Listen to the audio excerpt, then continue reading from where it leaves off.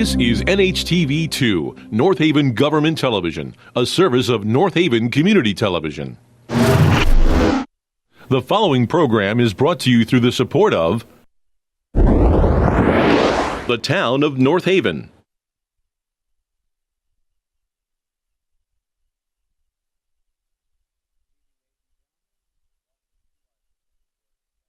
I'm Michael Frieda, joined as always by our second selectman, Mr. William Piper, and our third select woman, Ms. Sally Buemi. Thank you very much for joining us tonight. I'd like to start by asking everyone to stand for our Pledge of Allegiance. I pledge allegiance to the flag of the United States of America and to the republic for which it stands, one nation, under God, indivisible, with liberty and justice for all. Thank you. Item number 2, any public comment to this evening's agenda? Yes, I have one. I need to make a motion to amend the agenda, specifically a motion to amend item 7, the call for the annual town meeting, to change the time, it's a typographical error, from 7 to 6 p.m. So I'll so move. I'll second. All right, motion second. Any other discussion on that? Hearing none. All those in favor? Aye. Aye. Thank you, Sally. Any other public comment to the agenda? Yes, Mary White. It's a formality thing. So it says on here about there will be a call for the annual town meeting, and then it has to consider and vote upon. So if I wanted to talk about, like say number 8, if I wanted to talk about that, I wouldn't be able to talk about that until after you've called it as an item for on the meeting. In other words, you know what I'm saying? I can't have discussion about it. Like it's a set thing. It's just going to be called and then we're going to vote. You know what I mean? When would the discussion happen? Well, we would open that up. Yeah, we've done that before. Yeah, we'd have a If you discussion on it. have some, yeah, if she has something to say for item 8, Yeah. we could. Val, I mean, we would invite discussion on it. Anyone would Right, like at to? 8. When we get to 8, she can comment Yes. before you vote to Yeah, we can- make the resolution. Do we need a motion to amend the agenda to allow public comment at number 8, or will you? Well, Mary, You could just. oh, I see what Mary's saying. I thought, Mary, you were referring to the town meeting. You want to comment tonight? I like to comment tonight. I mean, because the town meeting is that format for that. You'll have that as. Okay. Okay, I mean, you certainly, if you'd like, we can allow you to comment tonight. We're going to explain this anyway, and we have Lynn here. Lynn's going to be talking about this because we work very closely on this. She'll take us through, and we'll take you through exactly why this is on the agenda and the 2 properties. But if you would like to comment, we'll certainly let you do it if you like, okay? Right, Okay. because in number 8, we're going to be, there's a resolution for us to recommend the appropriation, and perhaps the citizen would like to be heard by us before we make that recommendation. Yeah, And then I you could- just want to put an idea out there. All right. But, you know, I want to hear, obviously, what needs to be said, but I still want to put my idea out right. there, and whether or not it makes a difference or not, you know, I just want to articulate it early in the process versus late in the process. All right. Just So- put it out there. So before we vote on that, we'll have you come up, okay? If you Okay. have any questions. How's that? All right. Any other public comment? All right. Item number 3, approval of the minutes from the August 2nd Board of Selectmen meeting.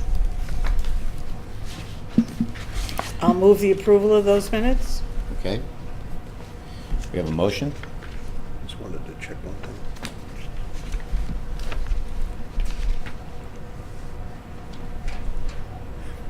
I'll second those minutes. All right. Motion and a second. Any other discussion? Hearing none. All those in favor? Aye. Thank you. Item number 4, approval of the minutes of the special Board of Selectmen meeting from August 27th. Is there a motion? I'll make a motion to approve the special Board of Selectmen meeting minutes. Second? All right, motion and a second. Any other discussion? Hearing none, all those in favor? Aye. We're going to dispense with number 5 and move right into the resolutions. And I'm going to ask Sally and Bill to read the resolutions. As we just spoke with Mary briefly, the point of these resolutions is to tee up a town meeting to do 2 things. To continue to pave roads in town, which we're on a mission to pave the roads every year, both spring and the fall. and also to discuss the open space opportunities that are out there for the town to consider. Open space is a recommendation from the Open Space Committee. Lynn and I spent a lot of time on the open space aspect. The residents seem to like the fact that we're interested in purchasing open space to protect the residential areas from intrusive development.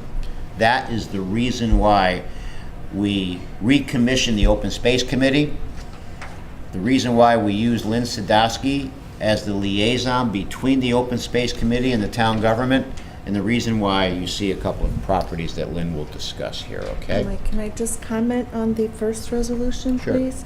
That first resolution pertains to grant funds that we received for the Kings Highway. Yes. So that is just going to enable you to manage the funds, to oversee the funds for that grant. So that has already been awarded. All right, very good. And we're actually calling two town meetings tonight. The annual town meeting on September 17th per the charter, and then a special town meeting on October 9th, I believe, for the other items. So, That's right. That is so correct. just so those at home can follow along, very there's actually two town meetings, right? Yes, which is unusual to Yeah. do It in is one. unusual. That's a very good point, Sally.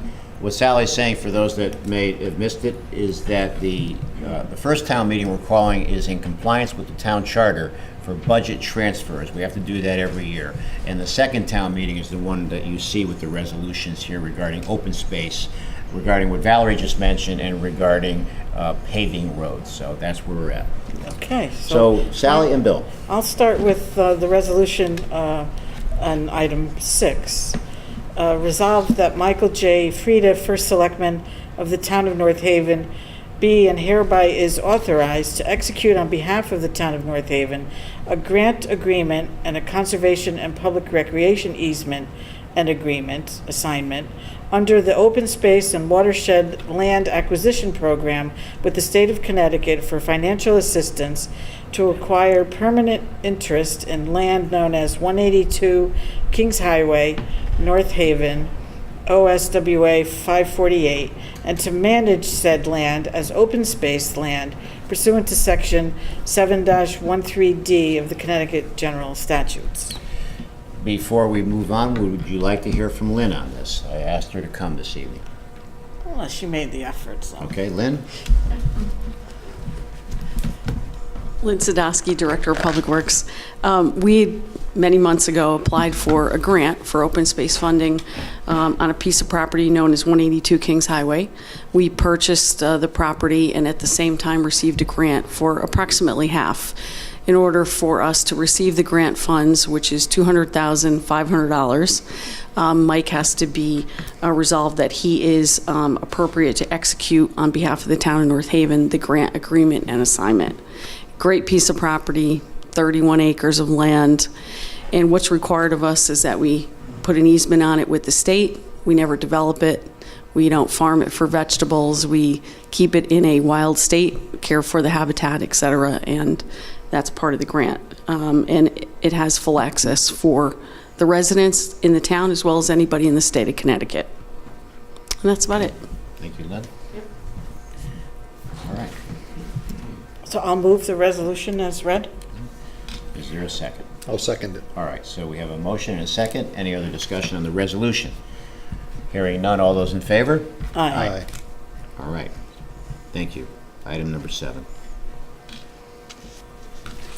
Item number 7 is a call for the annual town meeting to be held Monday, September 17th, 2018, in the upstairs conference room, number 1 of the North Haven Memorial Town Hall, 18 Church Street, North Haven, Connecticut, at 6 p.m. to consider and act upon the following.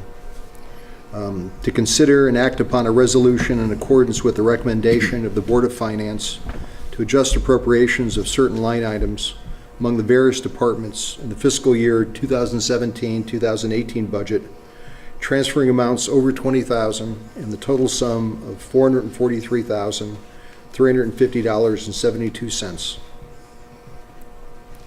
Okay. I'll move the annual town meeting per the call as read. All right, so we have a motion. Is there a second? I'll second. All right, motion and a second. Any other discussion? Hearing none, all those in favor? Aye. Aye. Thank you. Sally? Yes, number 8, to consider and vote upon the following resolution to recommend that the town of North Haven appropriate $500,000 for the acquisition of and improvement to one or more parcels of land for preservation as open space, and that the town issue bonds or notes and temporary notes in an amount not to exceed $500,000 to finance the appropriation. Resolved that the Board of Selectmen recommends that the town of North Haven appropriate $500,000 for the acquisition of and improvements to one or more parcels of land for preservation as open space. Such one or more parcels of land, including terms and conditions, shall be determined by the Board of Selectmen pursuant to Town Charter, Section 406. The appropriation may be spent for acquisition costs preliminary thereto, including without limitation, survey fees, testing, engineering, and other consultant fees, feasibility and planning studies related to potential acquisitions, cleanup and remediation, grant management, and other administrative costs, legal fees, net temporary interest, and other financing costs, and other expenses related to the acquisitions and their financing, and that the town issue bonds or notes and temporary notes in an amount not to exceed $500,000 to finance the appropriation. Okay, I'd like to ask Lynn to come up and explain it, and then I'd like to make a motion to have Mary White and anyone else who would like to comment or ask questions after Lynn explains this. Lynn? Okay, so this is a request for an appropriation for up to $500,000 towards any properties that the Open Space Advisory Committee or others have brought forward to us for consideration as open space. We are looking currently at 2 properties. We have one property on Ridge Road where we have a willing seller. We've brought in 2 appraisers that are independent. The property is 14.7 acres. Beautiful piece of property, some decent development potential, but also great ways to protect our inland wetlands and great habitat. A lot of horse trails back there, and it's appraised at $400,000. We are also looking at a second property that abuts the Peters Rock Park.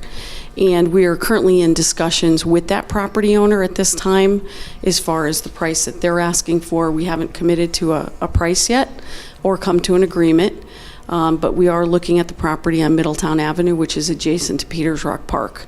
And this would be to consider, this funding amount would cover both of the properties if we were to acquire them, and it would cover all the fees associated with that. Our appraisals have been done as well on the Middletown Avenue property. Okay. So I'd like to have a second on my motion to ask Mary White or allow Mary White and anyone else to ask questions. Second. Second. Okay, so any other discussion on the motion? None. Okay. All those in favor? Aye. Mary?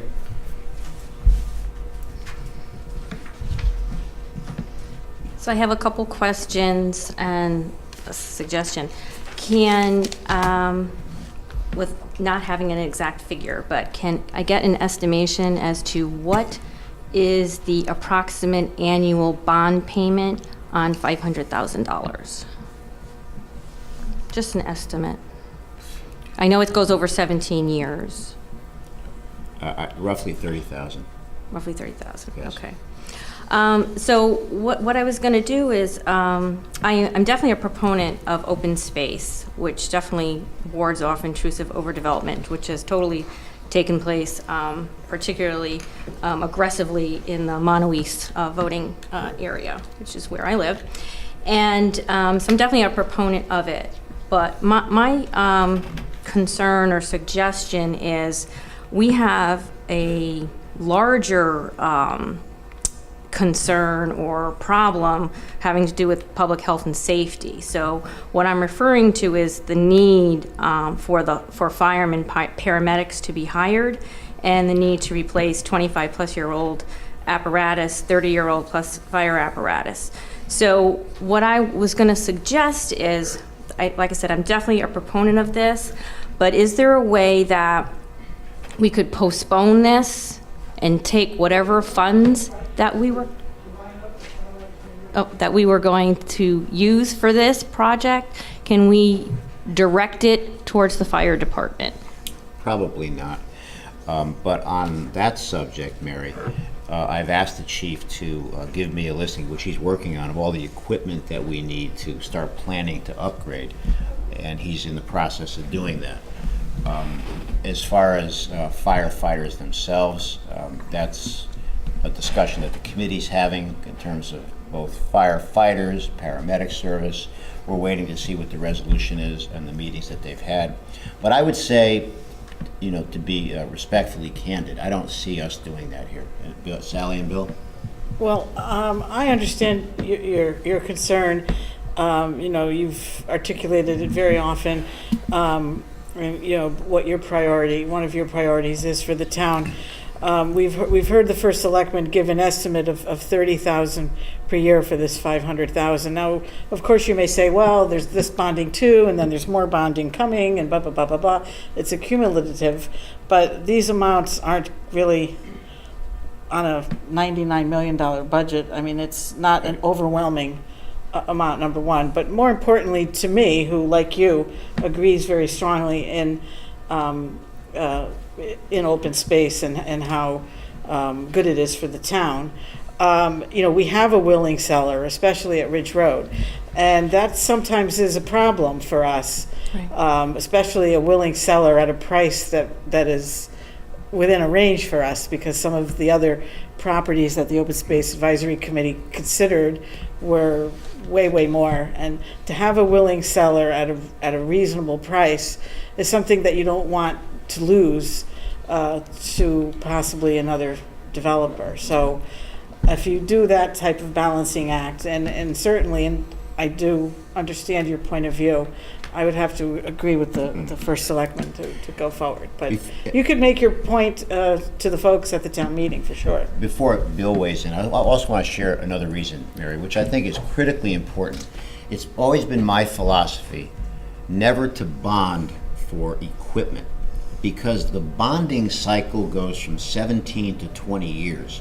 To bond and pay for 17 and 20 years on an asset that depreciates, that has going to have to be replaced probably in 5 or 6 years, really doesn't make financial sense. In other words, we'd be paying for roughly 15 years beyond the time that the vehicle has to be replaced.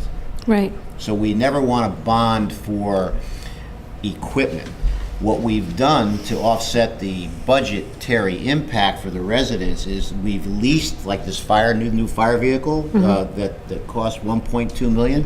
Well, rather than pay the $1.2 million, we've worked out a lease to buy.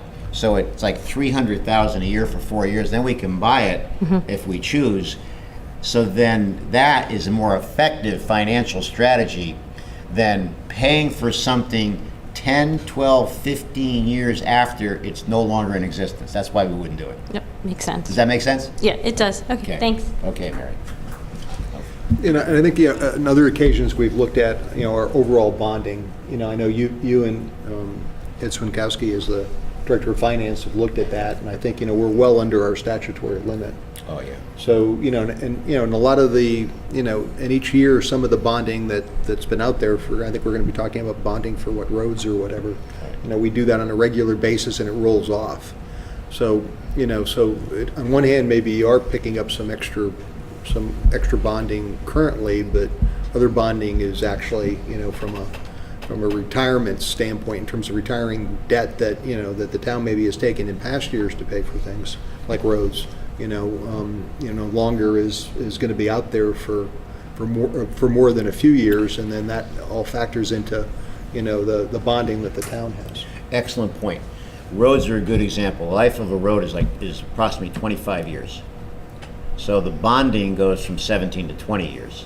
So you want to pay the debt service and the bonding on a product, in this case road paving, that is symmetrical with the bond cycle. And that's a very good point. I'm glad you brought that up. And then purchasing or bonding for open space, we're paying for the open space over a 17 to 20 year period, but it's open space forever. Land lasts a long time. Yes. Yeah. So that is another reason why, I probably should have explained that to Mary before I said probably not, but these are the reasons why we wouldn't bond for equipment. And one other point, the only reason I hesitated on Mary's question about the approximate debt service, because we don't know what the interest rates are going to be when we actually go out to bond, because rates are starting to inch up, so it might be more than the 30,000. Mike's pretty quick and, mentally from a math standpoint. So if I just take 500,000 and divide it by 17 years, it comes out to be $29,411. So it'll be slightly more, once we know what the interest rate is. But that's just on a level basis, amortizing the principal. So, and again, I think maybe even along the same lines, once we bought the land, it's ours forever. But I'm glad Mary brought that question up, because it helps illuminate the issue about why we would never bond for an asset that depreciates so quickly. So thank you, Mary. I have a question for the Public Works Director before we vote on the resolution in item 8. You told us the $400,000 appraisal for the 14.7 acres at Ridge Road, and you said an appraisal was done for the Peters Rock on Middletown.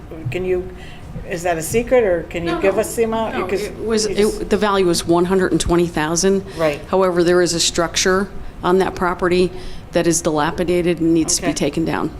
Now, And that would be taken against that 120. how much money is left? I know there's some money left over from the original 1 million appropriated, because There that's going is. to be added to this 500,000, is it not? Well, Mike would know more about it. He was just talking, I think, with Mr.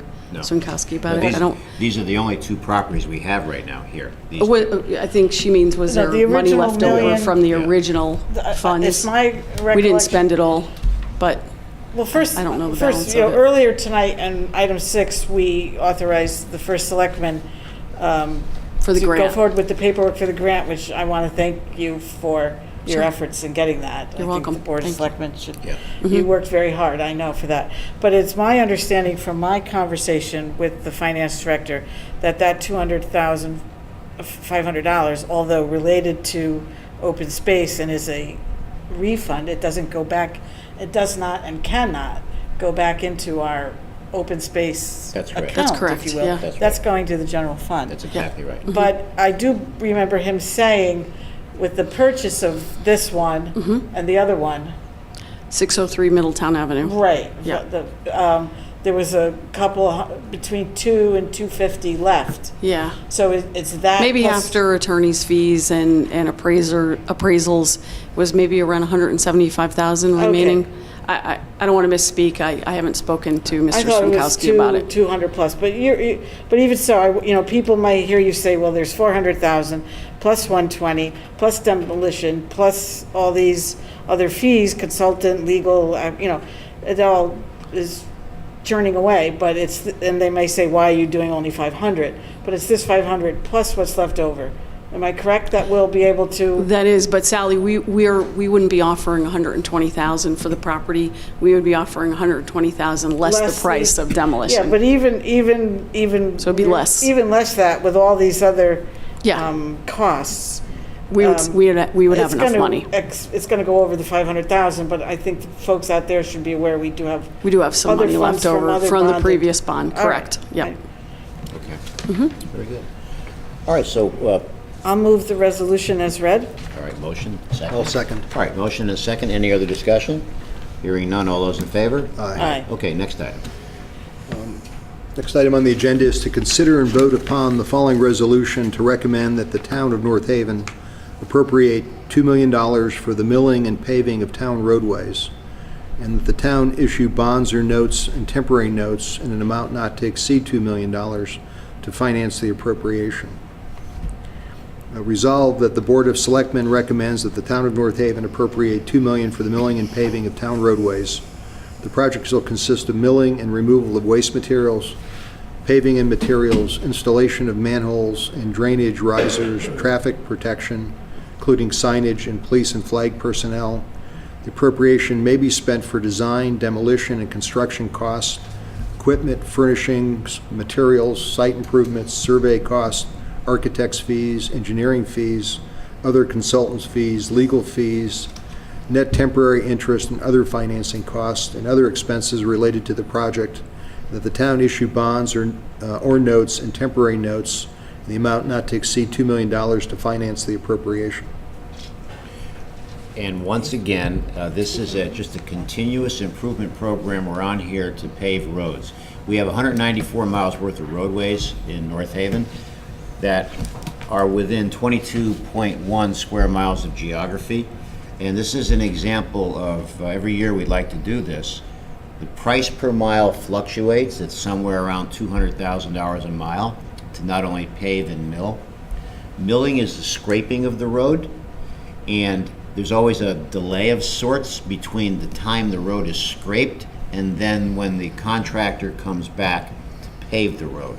But the cost of both of those activities, ladies and gentlemen, even those watching here on North Haven TV, is approximately $200,000. And this is something that the residents really like. They like seeing roads paved. And unfortunately, we just can't pave every road in a calendar year because the cost is staggering. So we try to do it at $2 million a year on a consistent basis. Sally? Yes, I get a lot of comments from folks who appreciate the improvements to the roads. I know it's more bonding. I don't know if Ms. White wants to make her comment again. She is free to, but I get a lot of positive feedback from it, and I just think it's maybe even from an economic development perspective, it makes the town look more. But you talked about the time frame between the milling and the paving. I hope the next set of roads that's done a little bit better. Last year we had in my neck of the woods, we had a pretty almost 3-week delay, and everybody in my neck of the woods was playing avoid the manholes, and It was a problem. You're right. It was bad. We had it in front of Church Street. Right, and down Maple and all of that. It was so I would hope that they could improve their timing a little bit. Well, the So good get news- on them with that, will you, I Michael? would tell you what the good news is on this, and Bill also, is that historically there are always two separate contractors for milling and paving, but through consolidations even in that industry, the one that we utilize that's always wins the bid, we do go out to bid, they purchased the milling company so that it's one company. What that means, ladies and gentlemen, is, to address what Sally just said, that automatically shrinks the gap between the milling and the paving, because instead of two companies doing it, one doing the milling and one the paving, now the company that wins the bid owns the milling company, so it's all vertically integrated. Well, I just hope they do it better. I mean, look at Route 5 was done recently, and that was a state project, not a town project. Right. And I thought they did that pretty fast They did. for us. I mean, it's a main road, but I was impressed at how quickly that went, so. That's a good example, Route 5. We have such an outstanding relationship here with the DOT that we went to them and asked if they could pave Route 22 from Upper State Street down to St. Barnabas Church, taking a left going northbound on Route 5 up to Blakesley Avenue, and they did it. For the old North Haveners, that's called the Woolco connector. Right. Okay. I'm glad you brought that up, because I think, I was going to bring up the same thing, that, that any of the state roads actually are done by the state and would not be included in the, in the total. That's right. No. So, the state has its own obligation to pave the state roads. And I think, has been really responsive in this case to, to do Route 5 and Washington Avenue. All right. So, are we ready to? Does Ms. White want to comment again? Okay. Very I'll good. move the resolution as read by the second selectman. All right. Motion second. Any other discussion? Hearing none. He All did those. second it. I moved. Oh, I'll second it, All I'm right, sorry. second, Bill, second, Mr. Piper. Any other discussion? Hearing none, all those in favor? Aye. Aye, thank you. Next item. Okay, now number 10, to consider and vote upon whether to recommend that the town meeting adopt amendments to Chapter 61 of the ordinances of the town of North Haven pertaining to the recycling authority of the town as the South Central Connecticut Recycling Authority has, am I reading this wrong? No. Has ceased to exist, and adopt amendments to the garbage, rubbish, and refuge ordinance at Chapter 127 of the ordinances of the town of North Haven regarding the collection and disposal of solid waste and recyclable materials to comply with amendments to applicable statutes, regulations, and the statewide and regional solid waste management plans. All right. Okay. So it sounds more complicated than it is. Lynn, you've been involved with this project with me. Please take Who the wrote that? microphone, okay? So, That's what I want to know. Give you the abridged version, yeah. About 4 months ago, the Connecticut DEP Solid Waste Division reached out to all of the 169 towns in the state and asked us to, fact check, look closely at our recycling and solid waste ordinance, which we did. The first thing that myself and town council picked up was that ours referenced this recycling authority that hasn't been around for over 10 years. So we know that we have to amend it. We're in the process of rewriting it, and we will share it at this meeting on October 9th. It'll look much more current day. thank you. All right. Motion to accept? Well, I have to read the resolution. Oh, yes, I'm sorry to read it. I just read to consider it. Yes, okay. Resolved to recommend that the town meeting adopt amendments to Chapter 61 of the ordinances of the town of North Haven pertaining to the recycling authority of the town as the South Central Connecticut Recycling Authority has ceased to exist, and adopt amendments to the garbage, rubbish, and refuge ordinance at Chapter 127 of the ordinances of the town of North Haven regarding the collection and disposal of solid waste and recyclable materials to comply with amendments to applicable statutes, regulations, and the statewide and regional solid waste management plans. So I'll move that resolution as read. I'll second it. All right, motion and a second. Any other discussion? Hearing none. All those in favor? Aye. Thank you. Next item. And the next one, I think, is for a special town meeting for the three items we've just talked about. Right. To consider and act upon the following resolution, setting the time of, place for, and items to be considered and voted on at a special town meeting.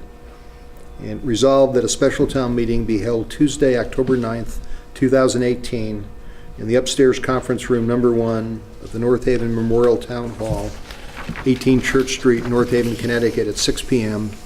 to act upon the above recommendations concerning number 1, the $500,000 appropriation and bond authorization for the acquisition of and improvements to one or more parcels of land for preservation as open space. 2, the $2 million appropriation and bond authorization for the milling and paving of town roadways. And 3, to consider and vote upon the recommendations of the Board of Selectmen to adopt amendments to Chapter 61 of the ordinances of the town of North Haven pertaining to the recycling authority of the town as the South Central Connecticut Recycling Authority has ceased to exist, and adopt amendments to the garbage, rubbish, and refuse ordinance at Chapter 127 of the ordinances of the town of North Haven regarding the collection and disposal of solid waste and recyclable materials to comply with amendments to applicable statutes, regulations, and the statewide and regional solid waste management plans, and that notice for the special town meeting presented at this meeting be approved and signed. It's a real mouthful. Yes, I'll move the resolution as beautifully read by the second selectman. Thank you. We have a motion and a second. Second. Any other discussion? Hearing none. All those in favor? Aye. Next item. Number 12, I'll make a motion that we accept the resignation of Carol Franchette, formerly of 235 Rimmon Road, from the Community Services Commission, term to expire December 31st, 2019. Carol, thank you very much, if you're watching, for your service. You and I have gone back right since I took office in December of 2009. You spent a lot of time on various boards and commissions, and I know you and your husband Roy are downsizing and moving out of North Haven, so I wanted to let you know that we, on behalf of the town of North Haven, appreciate all your dedicated service to the town. thank you, and I wish you and Roy the very best of luck. So we have a motion and a second. Do we have a second? I'll second, All right. the motion and your comments regarding her, service to the town over many years. All right. Any other discussion? Hearing none. All those in favor? Aye. Aye. All right. Item 13. I must recuse myself from item 13. All right. Property tax refunds. Abelgard Mark, 75 Homewood Avenue, the amount of $65.13. No. Just make a No, just motion make a to. motion to accept. Oh, okay, instead of reading all through. Right. Yeah, they're, none of them, I think, just for everybody who's on TV, I think they're all relatively small amounts. There's actually, it's a good thing we're not reading them, because there's actually about a page, more than, They're for car tax refunds. yep, all of which I think are, reasonable and have been brought to the meeting by the assessor, so. I'll make a motion to approve the property tax refunds. Okay, I'll second that. Any other discussion? Hearing none. All those in favor? Aye. Okay. No, I know. And we're at the end of the meeting, ladies and gentlemen. But Valerie, before we get to the end, we have an announcement we want to read. Yes, I do have an announcement, actually. The North Haven Conservation Commission is sponsoring a forum on Our Town, Our Rivers, Clean Water Starts With You. And the forum will be held at the North Haven Library on Thursday, September 27th from 7 to 9 p.m. 3 expert panelists will discuss stormwater runoff, which is a major source of pollution in our rivers and Long Island Sound, and what government residents and businesses can do to improve the water quality in our communities. Amanda Ryan, who is the municipal stormwater educator at the Center for Land Use Education Research at the University of Connecticut, will discuss the state's MS4 stormwater management programs. Lynn Sadowski, our Director of Public Works here in North Haven, will explain how the town implements the MS4 programs, and Laura Magaracci, the town's zoning enforcement officer, will talk about the health of our rivers and wetlands and what we can do to protect them. So that again is on September 27th at the library from 7 to 9 p.m. Thank you, Valerie. So yes. Can I make an Sure. announcement? Yes. And urge everybody to go to the North Haven Fair. It started tonight. It's supposed to be nice weather. Those folks work so hard all year. I love the fair. Me too. Is that all right? That's Make fine. a plug for them? No, we support the fair. We do.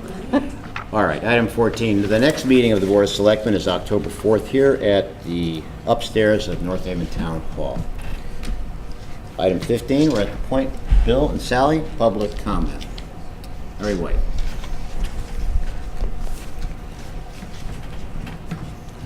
Mary White, Summer Lane. I have a few things. The first is I saw on August 23rd on News Channel 8 that FEMA denied assistance for tornado victims in Connecticut. Does anyone know if the state is appealing the denial? There is a small window in which the state has to appeal the denial. State has appealed the denial. They did appeal, okay. So I'll be going to a meeting with mayors and first selectmen and finance directors in October to determine what will be reimbursed for on the town side.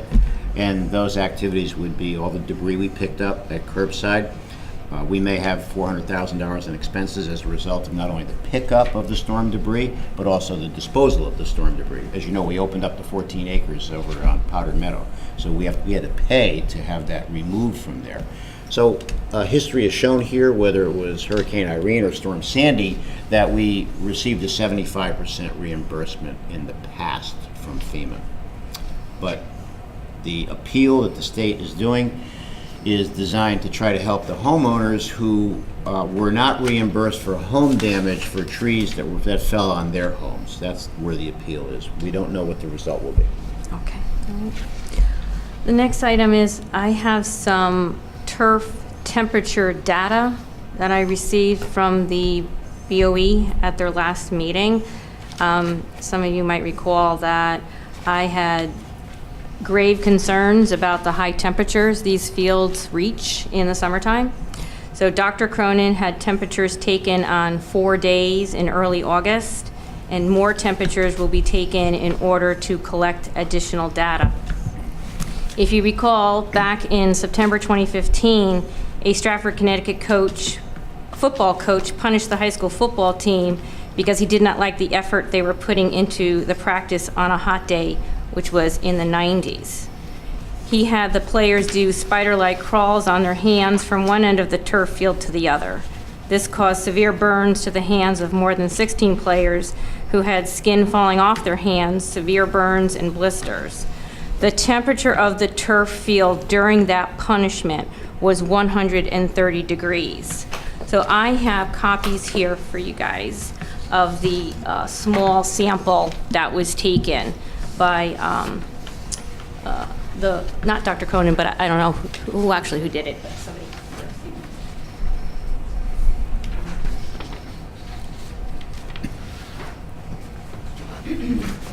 Thank you.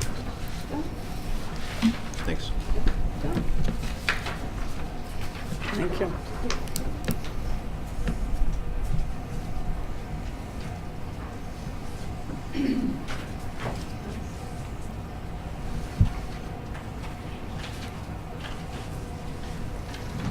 As you can see from the chart, the turf field was 134 degrees at 12 noon on August 9th, 136 degrees on August 6th at 3 o'clock, 137 degrees at 3 o'clock on August 7th, and 132 degrees at 3 o'clock on August 8th, and 135 degrees at 3 o'clock on August 9th.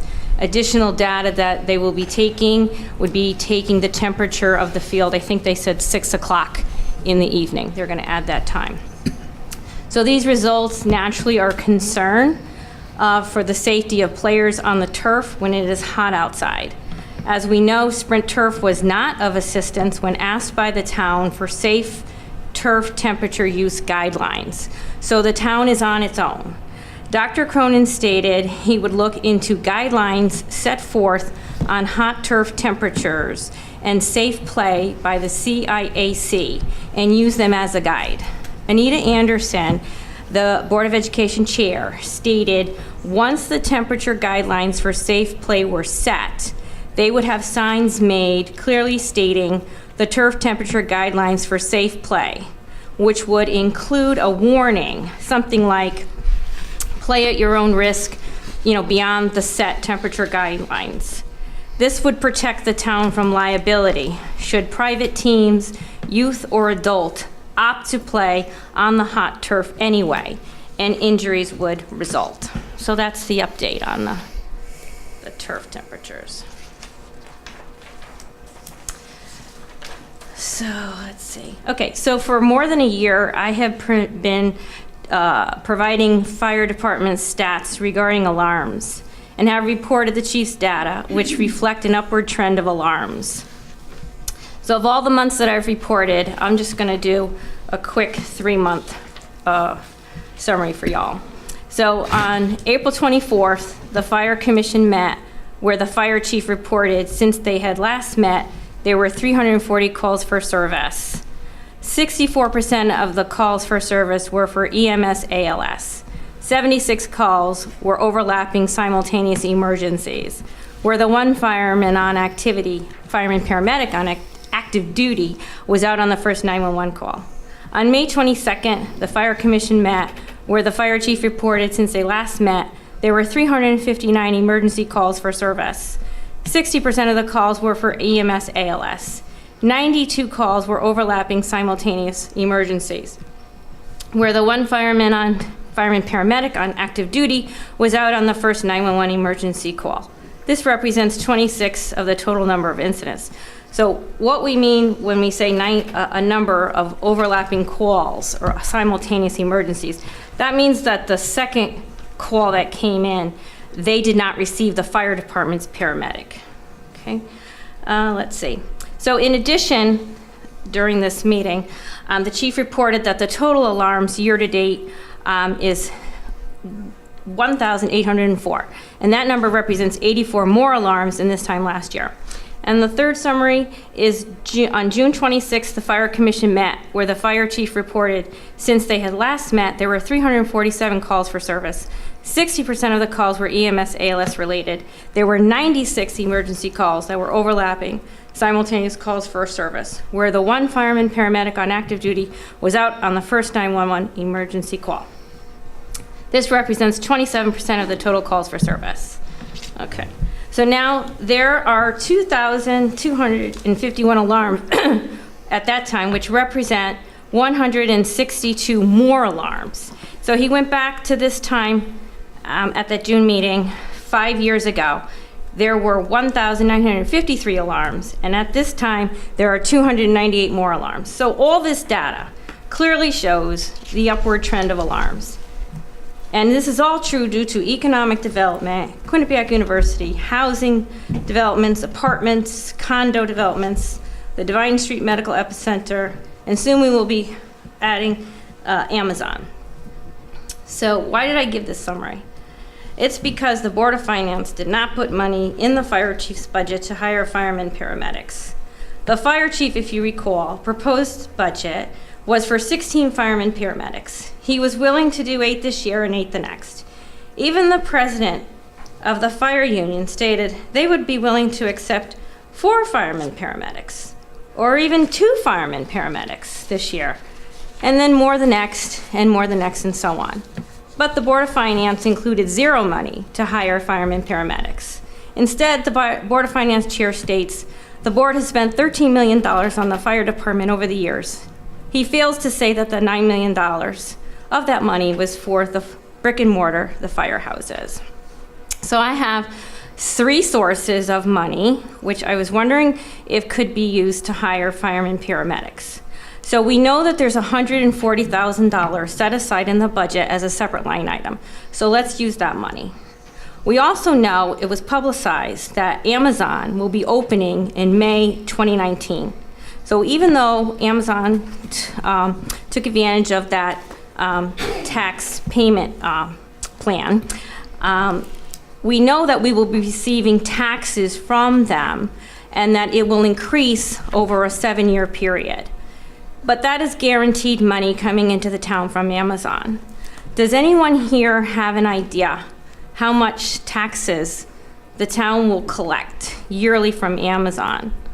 Like the first year or whatever, when they're up and running. Well, that won't hit until not this, the following year, the fiscal year ending 2021, starting 2020-21. It'll approximately be $4 million, let's say, in incremental taxes. But Mary, you have to understand that what I do every day here with our Director of Finance is analyze the projected expenses of the town, including the debt service with a new middle school, which was $69 million, less than 38.6 or 7% reimbursement. The police station now that is being renovated, and it's easy for anyone to view it such that, well, we have all this money from Amazon coming in, let's use that for this. Mm-hmm. We have a lot of projects, even the bonding that we authorized tonight for roads, $2 million. So we cannot just say, okay, we're getting all this money in, let's spend it. Let's spend against it ahead of time, because a lot of that money is being used to pay some of the things we've already done. You know, we've got now 17 years of a brand new middle school we have to pay for. So these, I'm watching very closely the debt service line in the budget, and we analyze that every day. So where we are on this is as follows, Mary. Chief Paul and I meet on a regular basis. We spend a lot of time together. I've asked him for an update on what we need to plan in the future for equipment. I told him I cannot get behind a 16 firefighter safer grant because the cost of that would raise taxes dramatically. But the good news is that when we elevated Scott Martis to a new assistant chief, a deputy chief, managing what he's managing, the fire department has reported to me that response times on emergency medical calls has decreased 1 minute from by AMR. So the fact that Scott is there, is he's doing a great job as sort of a guardian at the gate to ensure that our paramedic service, supplementing our North Haven firefighter paramedic service, we've actually decreased response times. So I am very interested in equipment upgrades, but I'm not going to get behind 16 firefighters on a SAFER grant. I can't. Sally? Bill? Well, I would agree with that as well. I think 16 is way too much. I advocated originally last year for 4, and then I advocated for 2. But going back to Amazon, the first selectman just said the first year about $4 million in tax revenue. The first year especially, most of that would be from business personal property tax. Personal property, right. Yeah, and that's one thing that you have to understand. And you're right, they did qualify for the 7-year tax plan for our tax incentive agreement. So each year they'll be paying more real estate taxes, but then each year personal property depreciates 10%. So you've got to, and even if you say, all right, it'll average out to $4 million a year, our budgets have been going up on average between $2 and $2.5 million a year. When the first selectman took office in 2009, our total budget, town side and board of ed, was $81 million. This current fiscal year, it's 99. 98. Yeah. Yeah, 90, yeah. So, do the math, and so you see that our expenses. This is just contractual obligations, insurance, utilities, all the normal stuff of running a town has been going up $2 million a year. So $4 million, you could argue in 2 years we'll be in the same. And if we continue with that average of increase, So it's not going to last forever. But in respect to Mary doing all this research, I think it's important to note that we also know that in the budget workshop sessions in January, that's the process. It's not really here tonight to talk about what we're going to be doing. Yes, we have the money aside, that's set aside by the committee. The committee has met 3 times, I believe. I believe Chief Paul is going to make a recommendation to the committee. Then that closes the books for this fiscal year until the next budget cycle, which starts, of course, in January. Starts in January. Okay. And can I just follow up on another thing that you had just said before you go to your third source? I think you just gave 2 so far. You talked about, you gave statistics on overlap, 76 overlap, 95, and it's true. The Rescue 1, the medical unit vehicle, will go first, but we do have a Rescue 2 and Rescue 3, and there are, EMS personnel on those. So I don't want to give the impression. I've also, like you, have spent a great deal of time the past year educating myself on the day-to-day operations of our fire department. And so there are, with exceptions, there are vehicles and town fire personnel going out on those overlap calls. They may be using Rescue 2, which is the engine, and Rescue 3 is the ladder truck. Now, you may argue you don't really think that those are appropriate fire apparatus to be going out, which I would agree. And I'm not sure why we're not using our second relatively new rescue unit, which right now is serving only as a backup when Rescue 1 is in the mechanic's shop. So I'm not an expert, but I think the reason for that is because the information has come out that when you have the 8 firemen on the shift, there is 1 fireman paramedic active duty.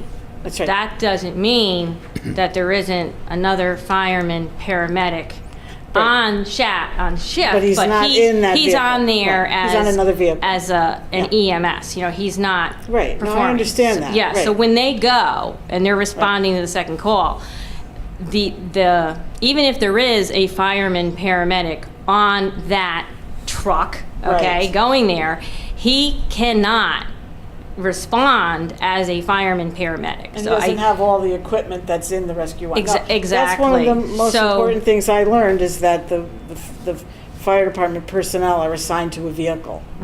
And, Yep. and so. So that's what's good. But I was just trying to follow up and that there are other help is absolutely. on the way. It's the It might not paramedic be- It that might I'm not be talking the about. help that you necessarily think is best. Yes. But there is. Help is on the way, yes. Other help. That's what I Yes. was trying to Yep. correct before you continued. I wanted to address that. Yes, Thank you. Yes. You know, I thought it had to do too with the fact that, you know, if you use the other rescue vehicle and then they had to go out with a fire or whatever, they wouldn't have enough on the fire end. Yeah, they have to be, they stay on their assignment, which is the fire truck. Because they wouldn't be able to respond if they only had 3 on that, or 2 on that truck, you know, to Yeah. operate that Right. equipment if they had a Right, well, they fire. can't use the second rescue because there's nobody to use it. Right. Everybody's assigned to either Rescue 1, Engine 1, or Ladder 1. Right. I understand. You know, Mary, I've commended Paul, Chief Paul, several times in this, at least in the month of August, because and I'm going to tell you exactly what I said to him. Paul, I'm very proud of you. The fire department is working perfectly right now. The morale in the department's outstanding, and I work out with a lot of the guys. I lift weights with them over there.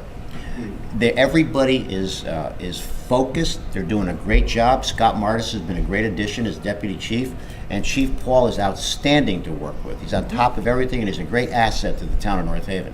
They are doing an outstanding job right now. Oh, no question about it. That's why I'm always rooting for them. So my next idea is, I heard that there was a budget surplus. Is that true? Yes. Okay. Can you tell me what was the amount of that budget surplus? Well, there's really, I think I was quoted in the press by saying it's roughly 367,000, I think was the number I used. And I think in the article I was quoted to say that we're taking the town school resource officers and spending that 226,000 roughly out of the surplus. So those are the numbers that we're using. Ed has a delineation of how I derive that net number, and Ed would be a good guy to talk to at the Board of Finance meeting on that. Okay. And then this is for the future. With the list of the fire apparatus needing to be replaced being compiled by the fire chief, are there any plans to include a lease to purchase of a fire apparatus within the next budget? Possibly, yes. Possibly. Depending on the need, Mary, and depending on the cost. You know, what we've done is we've done the lease to buy on the large vehicles that are $1 million and over. So that would be something we would certainly contemplate and consider. Okay, so my next idea is, well, it's to revisit an idea I had about the town putting money aside and saving that money yearly for the replacement of the 2 turf fields. And as a reminder, Sprint Turf quoted the town an amount of $800,000 as the cost to replace the 2 turf fields. And as a reminder that the turf fields warranties expire in 8 years. So I am not in favor of bonding for the replacement of the fields due to the fact that the town would end up paying on the first bonding and the second bonding simultaneously, because the 2 turf fields need to be replaced between 8 and 10 years, and bonding, like you said, is 17 to 20 years. And since, Mike, you stated that we would never bond on an asset that depreciates so quickly, can we take, I can't do the math real quickly, but it looks like $141,000. I think the difference between the $367,000 surplus minus the $226,000 costs for the SROs, can we take that, some of it, and put it towards, like, even if it's 50,000, it's something versus we're here in 8, 9, or 10 years and we've done nothing, and now we have this big bill. We could certainly consider that. It's not a decision here. It's got to go to the Board of Finance. But I know, but this is the most popular meeting. People, I'm sorry, the Board of Finance, it's a little boring, but although I find it interesting. But anyway, so I thought if I could bring it up here. How dare you? anything is possible. There's a method. to my madness. It's possible, yes. So. Okay. Because, I mean, you see, I'm just going on really what you stated, that we would never bond an asset that depreciates so quickly. And I just stated that here tonight. Yeah, you I just stated that, and I think something that depreciates, obviously wear and tear every year that the fields are being used, they are receiving wear and tear. And so eventually they will get to that point, whether it's 8, 9, or 10, we don't know what it's going to be. But we do know that the warranty will expire in 8 years. So I think we should be ready, personally. And then, hey, if we don't need to replace them, then we're good. Okay? So next I wanted to mention about on, Wednesday, September 19th, there will be a Board of Finance meeting, and this is one that everybody should go to who supports the fire department. And why? Because the fire department will be on the agenda. This was the result of a letter written by, I think it was Kathy Grant, where she suggested an independent consultant be hired to evaluate the needs of the fire department, both personnel and fire apparatus, and that those findings should be binding and implemented. She stated in her letter, this is necessary because the Board of Finance refuses to listen to the recommendations of the fire chief to hire more firemen, paramedics, and replace old fire apparatus. So come and support the fire department on September 19th, 7 o'clock in this room. Next, I'd like to mention that there's going to be a planning and zoning meeting this coming Monday on the 10th at 7 o'clock in the library meeting room. There's a couple of items of interest to some people. Fantasia at 404 Washington Avenue. They're seeking permission to knock down their business in the future and put up apartments under the Upper Washington Avenue multi-use zone, also known as UMU. And Fantasia does abut residential homes. And Mike, you had mentioned, I think at the last Board of Selectmen meeting, that there was perhaps another party interested in Fantasia. Do you have an update for us? It's really not an update for me to give. What I do is put the parties together, Right. which I've done, and they have to determine what the cost, the difference, or the cost between the seller and the buyer is, and Right. that we never get involved with. Right. My job, which I've done, I've got another party that I'm trying to bring to that too, but I don't necessarily get the updates because they could either be in discussions, negotiations, could be confidentiality. Sure. My job is to put the parties together to create options, so Okay. that's what we did. All right, so you did that, okay. And also of interest, 12% LLC Brewery is looking to open at 341 State Street. So all you beer lovers out there. Well, let me explain this, because this is a project, this is a project that I'm bringing forward, that's going before P&Z. And this is gonna be in the back of 333 State Street. There's been a building vacant there for decades. I've worked very closely with the building owner, who's putting a lot of money into it, and I brought him a prospective tenant, which is this brewery. But it's not a brewery that you would see over at Stony Creek. Okay. This is an actual manufacturing facility that brews specialty beer. They worked out, the landlord called me and said, Mike, thank you very much for bringing this business. We're going to move forward with it. The 12% is a percentage, Mary, because in this manufacturing facility, if and when it gets approved, there will be a little taste component that people can go in and just taste, but it's not going to be a retail entity. It's more of a manufacturing company. Okay, all right. And lastly, on Thursday, September 20th, there will be a zoning board of appeals meeting at the rec center, probably room 2 at 7:30. Of serious importance to anyone who drives on Washington Avenue, and I think thousands of us do, and anyone who drives by 146 Washington Avenue, which is the plaza formerly known as the DeLaurel Plaza. Okay, there is an application or request by Cumberland Farms for a certificate of location. So they want to squeeze their 24-hour-a-day business on that small parcel. This will add a dangerous amount of traffic, no doubt. They will have 12 gasoline pumps and a Cumberland Farms store. They have provided some of the most absurd statistics I have ever heard, such as it only takes 7.5 seconds to take a left on Washington Avenue. I don't know, maybe they were doing it at 3 o'clock in the morning, but it's never worked for me. They will be adding, and they also said they will be adding only 4 cars of traffic. Wow. To the side streets like Monroe Street. And they said they will just have pass-by traffic no destination-specific traffic. So in other words, nobody's gonna leave their house to go grab a coffee there, because that would be a destination trip. It's only, oh, I'm passing by, I think I'll go get my coffee. It's just ridiculous. Anyway, so come and attend this important zoning board of appeals meeting, because that would be a disaster over there if that were to get approved. And that's all I have. Thanks, Mary. Ms. White, I have a question for you before you sit down.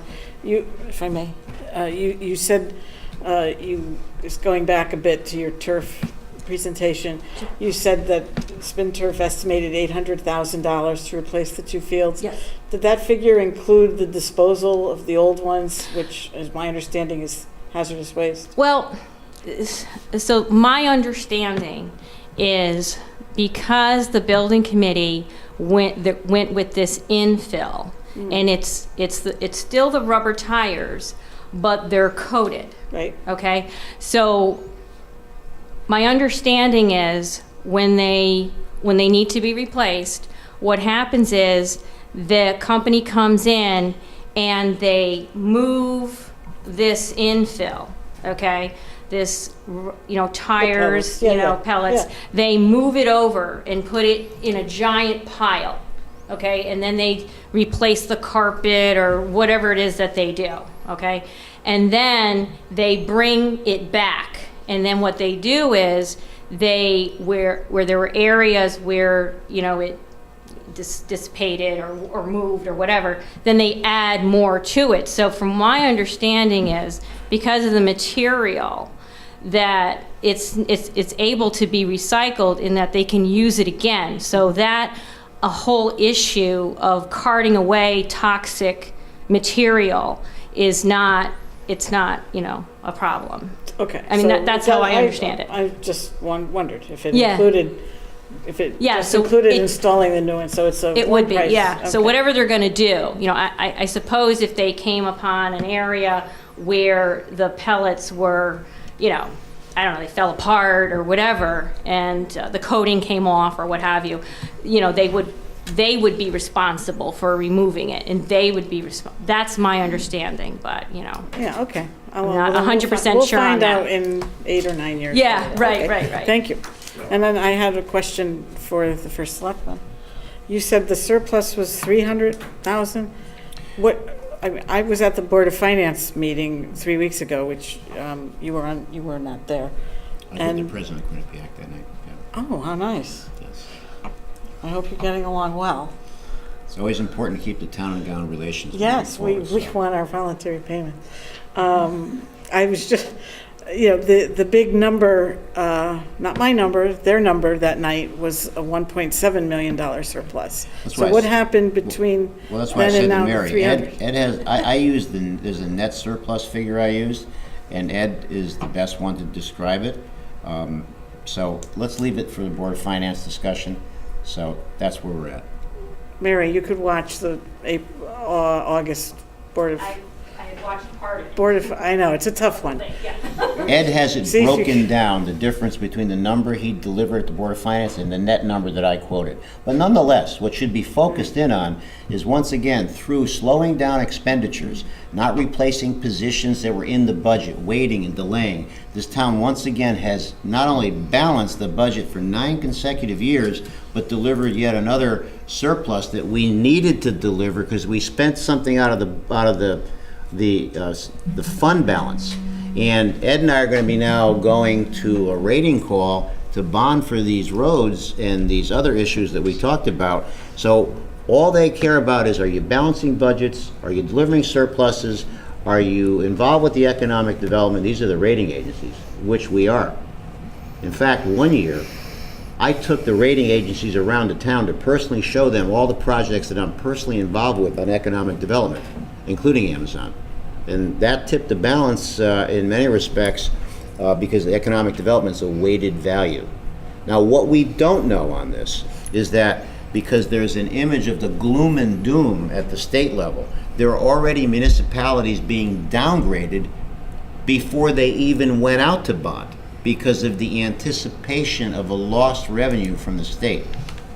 So it's still a challenge to achieve AAA rated status, and in some respects, it's a challenge to maintain it because of the image of the gloom and doom at the state level. If I could just comment, please. In my opinion, the primary reason for the surplus, whether it's the 1.7 that the Board of Finance stated a few weeks ago or not, is increase in anticipated revenue rather than watching every dollar. We were underexpended in the 17-18 budget, $205,000, but we did get $1.45 million in MRSA money when we anticipated zero. We also got about $600,000 more in property tax collection, and then we got that whopping one-time check for the fire inspection for Amazon. So those three That's true. those That's three very true. biggies Yes. were the main reason for the surplus, and not any tremendous, although I commend you for the $205,000 under expenditure, but the primary reason for the surplus was unanticipated revenue and not watching our nickels and dimes. Well, the unanticipated revenue is very true, but a lot of it was anticipated. We had this big discussion last year about, there was a concern about building permit fees. Well, we basically took that number and basically exploded that number because of the economic development and what's happening in town. So what Sally just said is very true, but here's the good news on this. The good news is at a time when municipalities are struggling to increase their revenue, we're doing that. Right. So we've parlayed a combination of watching the expenditures and getting the revenues in. And that's a challenge to really manage both. So, but you're right. Right, about that. I'm very happy with the surplus, of course, but I wanted the people to understand it was more because of an increase in revenue. And, I mean, certainly you did save some money by not filling a couple of positions that ended maybe mid-fiscal year, but that was peanuts compared to these huge unanticipated revenue influxes. So I agree with you, though. Surpluses are great, and other towns are struggling, and hopefully more with your hard work and Mr. Lopresti's hard work, more development and revenue will be coming in, so. Well, that we can guarantee, because we're involved with every project. I can tell you, there's going to be some big things happening here in the next couple of years. Big things. I noticed construction started on Clintonville Road at the Yes. old Clintonville Manor, Yes. so, okay. Right. And that's- from, us all of us having been on the Board of Finance, I think, the thing I think the Board of Finance for all the years that we've been involved over a lot of years,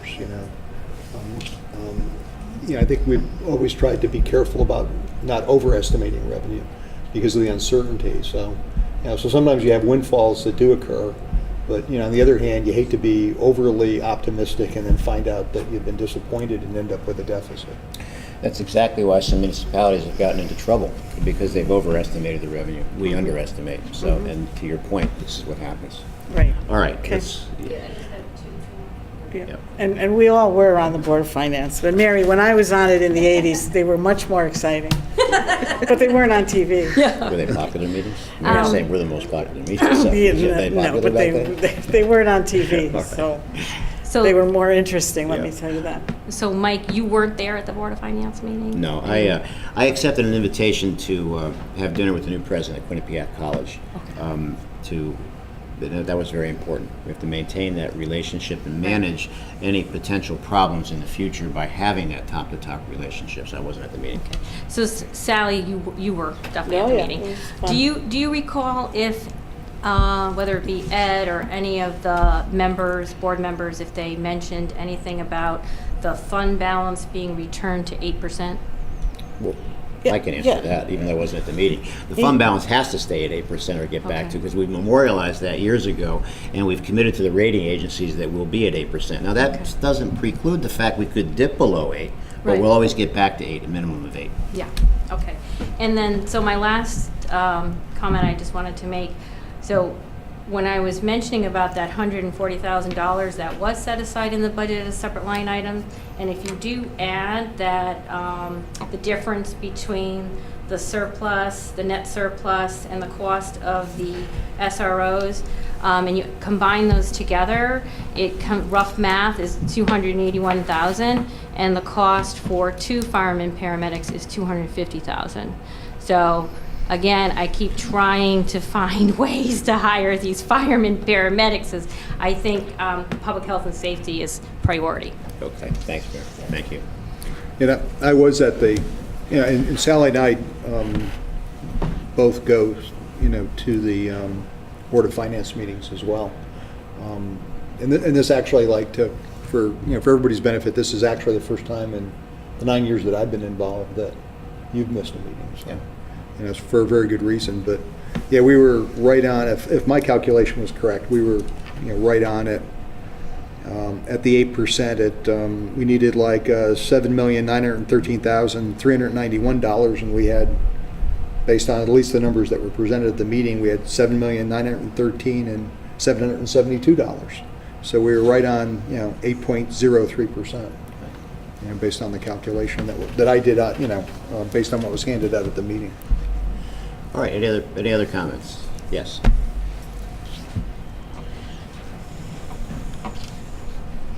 Good evening. Nancy Barrett, Crestview Drive.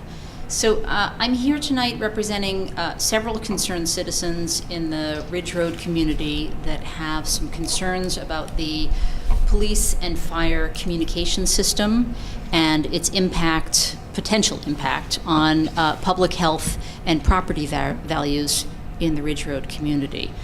Just to give you a little bit of context, back in the very beginning of July, I noticed that without any public announcement, a construction project began at the front of the Ridge Road Elementary School. The entrance to the school was fenced off, a purple dumpster was placed on the grass to collect construction waste, and large earth-moving equipment was used to remove the shrubs and pavement dirt. So all of this went on while summer school was still going on, a recreation camp was being held there, and the soccer fields were also being used at night. So there are several homes, as you know, on Cooper Road and Crestview Drive that are very close to this construction site. So when the Ridge Road principal was asked about this mysterious project, he simply stated that they were installing a new communication tower on the roof of Ridge Road School and constructing a small building at the front entrance for housing a radio cabinet. And that was it. No additional information. None of the teachers knew anything about this. Certainly none of the residents, that some of which live 25 yards from this particular construction zone, knew anything about this project. So dissatisfied with this answer, I decided to write to Leslie Balch, who's the director of the Quinnipiac Valley Health District. And I asked very specific questions about this project, that was never put up for any type of approval by Land Commission or any other commission in town. But specifically, I was looking for the project specifications, meaning what was being emitted from these towers, sound waves, microwaves, and at what power, what frequency. And I stated to Ms. Balch that I'm sure that she's aware that cell towers and cell phone emissions / radiation represent a very controversial public health issue. The residents near the school have concerns about potential health risks and the devaluation of local real estate resulting from this particular project. Moreover, given the construction timetables, this project was undoubtedly begun months earlier in order to coordinate all of the different phases of the construction, with no input from the North Haven public, the Ridge Road School community, the local residents, or I suspect from the Quinnipiac Valley Health District. And in fact, that was the case because no one from QVHD knew anything about this. So someone named Lynn Fox, who is the Chief Environmental Services individual from Quinnipiac Valley Health District, wrote back to me, again, with a relatively short description of this communication / radio tower for the police and fire communications system at Ridge Road School. Again, I wrote back again asking for very specific information pertaining to the towers themselves, as well as the size, power, wave frequency, amount of radiation that's emitted from 2, not just 1 towers, that's placed on a single-story building that is surrounded by private residences on Cooper Road, Crestview, Ridge Road, Hartford Turnpike, Cromwell, Oliver Drive. And my guess is that these were installed in order to facilitate the use of cell phones and Wi-Fi systems and the like. However, just because something is commercially available doesn't make it safe. So I was interested in knowing what were the specifications, and I looked into this a little bit more, and recent studies have shown that intense radioactivity from mobile phone towers adversely impacts every biological organism within a 1 square kilometer. And I provided a graph to actually illustrate this point. So Lynn again wrote back to me saying that the police chief would be providing additional information and specs on the communication tower and equipment. I have not heard anything in several weeks about this. But the point is, shouldn't the project details have gone through a careful evaluation process, examining the proposal system features for any public health implications prior to approval?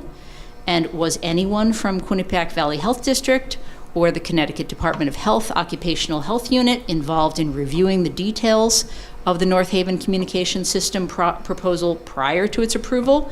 If not, who then was the individual with sufficient qualifications in medicine, science, or public health that actually signed off on this project? And again, this is just the Ridge Road School. I'm going to assume that this exact same thing was happening at all 4 of the elementary schools, since the middle school is all set, the high school is all set, and they needed to upgrade the communication systems at the 4 elementary schools. So I was just wondering if you could address this. Yeah, I'm not really involved with it, but I am aware of it, and from the updates I received, nobody agrees with your assessment. However, because you've raised the question, in fairness to Mrs. Barrett, this is now going to go to the state of Connecticut and their scientists for a final evaluation. Right now, the radio system in Ridge Road is within the school. Mm-hmm. It's in the ceiling of, I believe, the gymnasium. It's been there for decades. The people who designed this system, this is the enhancement for the communication system for the town, to tie the Board of Ed into the police department so that God forbid, if there's an intrusion in the schools, there's a faster level of response with updated radio equipment. Nobody agrees with Mrs. Barrett's assessment, but again, in fairness to her, it's being handled now. The police chief is supplying information to the department of the health district that we have in town. And from what I was told by the police chief, it's now going to the state of Connecticut and their scientists for a final evaluation. And that's really where it's at right now. But again, going back, doesn't this seem kind of backwards? That why wouldn't people that actually can address this issue have been involved in this process and the evaluation of its appropriateness prior to its approval? Well, we can't answer that, but based on you raising the question, it's going to go to the state of Connecticut. So that's not a project. We supply the money. We hire people to do this. We hire architects, construction managers, there's radio people, they're experts at this, that do this all over the state. And the concept is designed, this enhancement, to take the unit out of the school itself. It's in the unit. To put it on a tower. It's a radio communication system that will hit directly when this police department gets renovated. It'll be a huge tower that's like the shape of a baseball bat, so that a school, in this case Ridge Road, if there's a problem, it can immediately go into the police department's communication system. Nobody thought and agrees with Mrs. Barrett. But again, I want to repeat it for the 3rd time. Out of respect for her issue, it's being researched. There's the health district involved, and the state of Connecticut scientists are going to get involved. And that's really all we have to say on it. Well, I'm glad that people who actually know something about this are looking into it, Yes. not just the people that are selling the commercial products. Can I make a comment? Yes, please. When the whole police department renovation project was presented, we actually saw several there was a presentation here, maybe even two, at Board of Selectmen meetings, and then I saw the presentation at the Board of Finance meeting as well. And I was actually more supportive of the communications upgrade portion of the project, because it was really the renovation of the building, the headquarters, and for the exact reasons that you're saying, so that there would be more direct, efficient communication with the police department to the schools. But I don't recall them talking about putting up new towers at the schools. I remember discussions of renovations of an existing tower, but I'm wondering, is there going to be one at each of, she's talking about Ridge Road, and she lives nearby there, so I'm sure she's seen it. Is there also going to be one of these towers at the other three? You don't know. So I certainly was very supportive of your initiative, and thought that it was prudent to do the communications upgrade, but I don't recall specific discussions of new towers. I thought it was modifications of existing towers, but I think you're doing the right thing and accommodating her request and look into it. Again, this Board of Selectmen is not involved with this, but the police chief has brought it to our attention, and I sanctioned it, taking it right to the state of Connecticut. Very good. So that's where we're at. Okay. Well, I would just really like, for future reference, since I felt as though there was this exact same issue with the turf fields, that decisions are being made that have long-term effects potentially on the health and well-being of the citizens of North Haven, and they're being made by people that have no background in science, medicine, or public health. And we have a public health group here that was not involved in evaluating the potential public health impact of a project.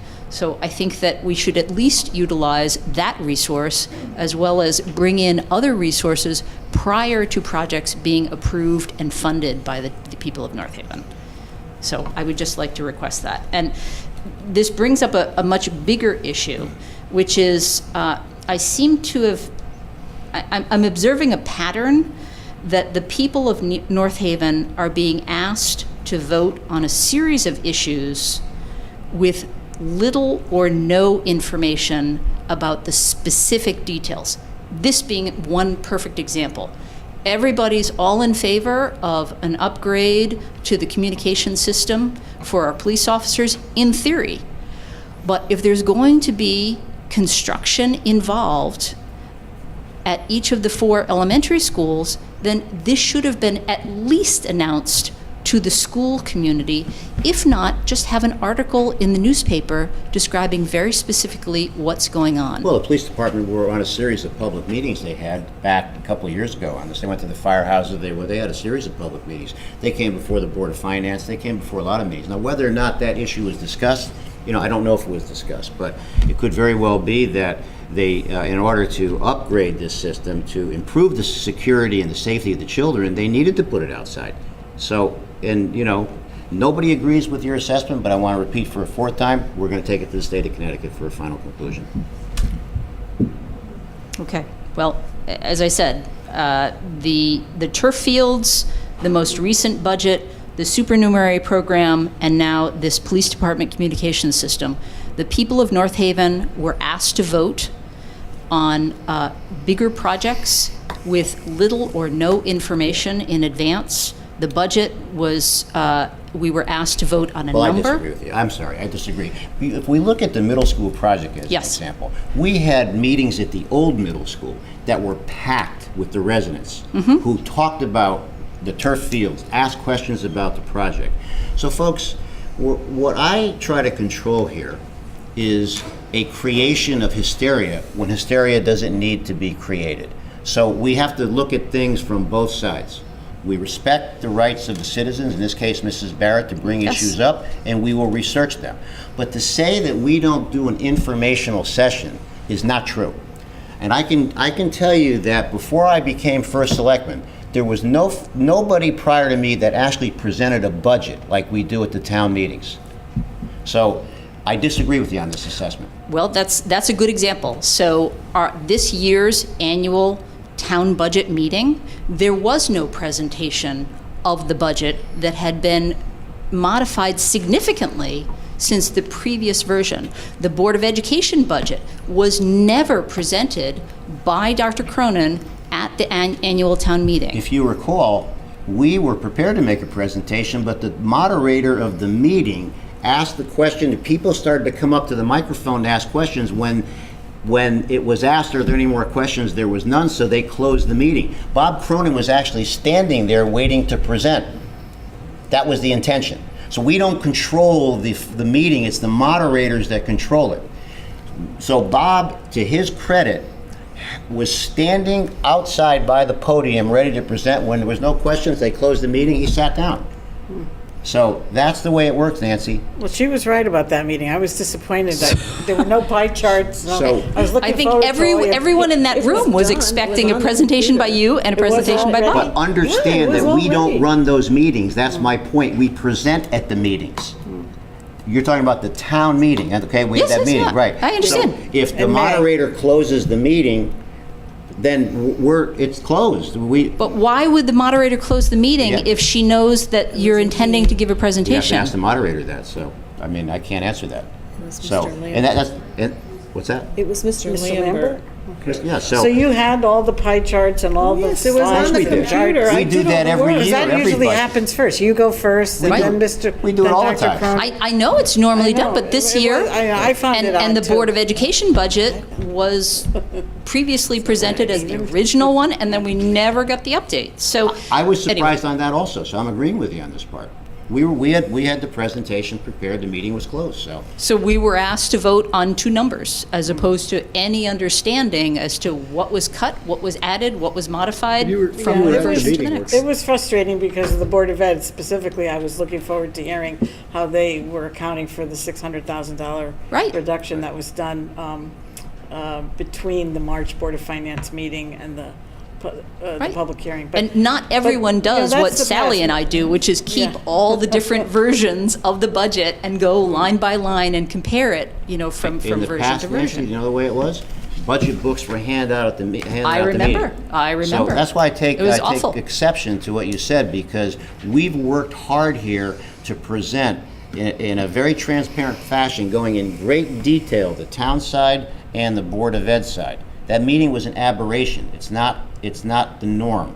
And history has shown here in 9 years that we have elevated the level of presentations in terms of data and content to the town of North Haven. Right.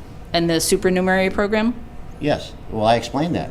We were waiting because we had a union issue, we had a memorandum of understanding, we had to create an ordinance, so we weren't able to get that done by May, whenever that meeting was, May 9th or May 10th. So we ended up doing it separately.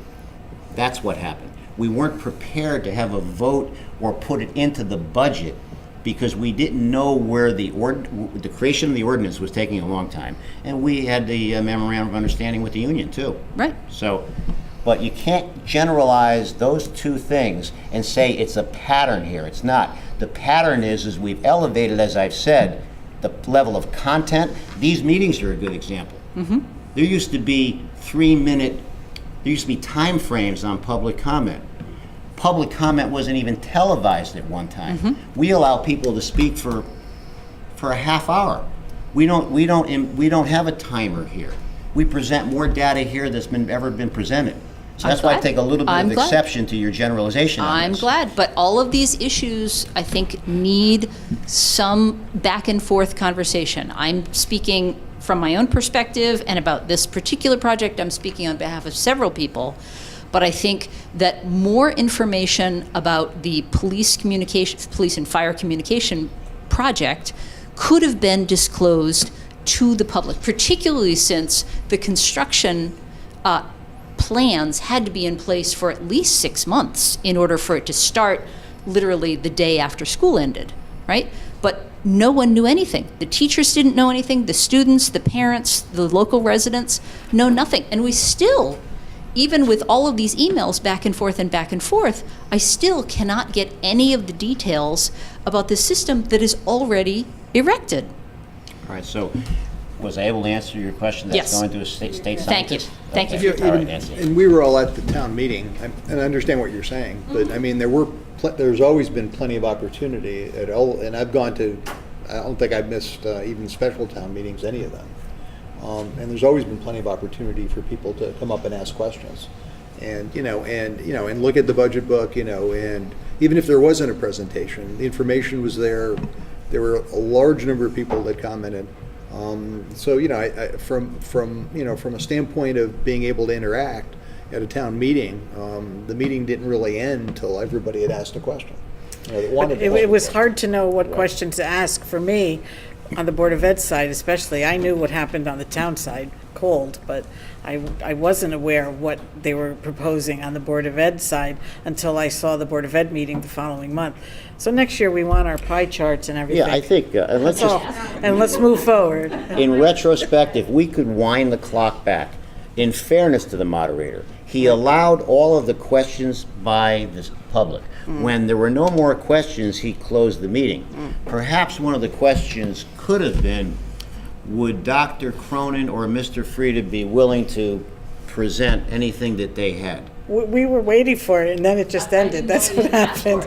But you know what? Let's move forward. I think Yeah. that you've given a reasonable Right. I tried to. redress to Mrs. Barrett's Okay. concerns. You mentioned something about undue hysteria. I don't find Mrs. Barrett hysterical at all. I find her giving a legitimate question that you are, and I commend you for your your willingness and reasonableness to accommate her Absolutely. request. So And I the- think that and we Police can Chief move Tom forward. McLaughlin's totally on board with that, so that's I have where- the that's greatest where it'll go. regard for him. I'm sure he is. There's a man that heads public safety and police, and of course with our fire department. I doubt very much Chief McLaughlin would ever try to do something that was not in the public's best interest. A 41-year decorated career. And there's another gentleman. I am so proud of this fire department and this police department and these two chiefs for what they do here in town. So, Right. I agree. I'll second that. all right, so Second motion one. to adjourn. So moved? Okay. All right, great meeting tonight. Thank you for watching. Thanks for the public comment. Motion to I move. approve. Second. All in favor? Aye. Thank you very much, ladies and gentlemen. Thank you.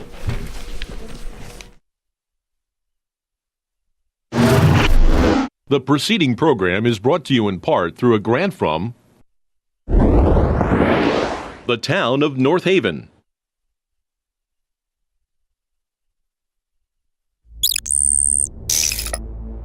Watch town meetings or other videos on demand at nhtv.com.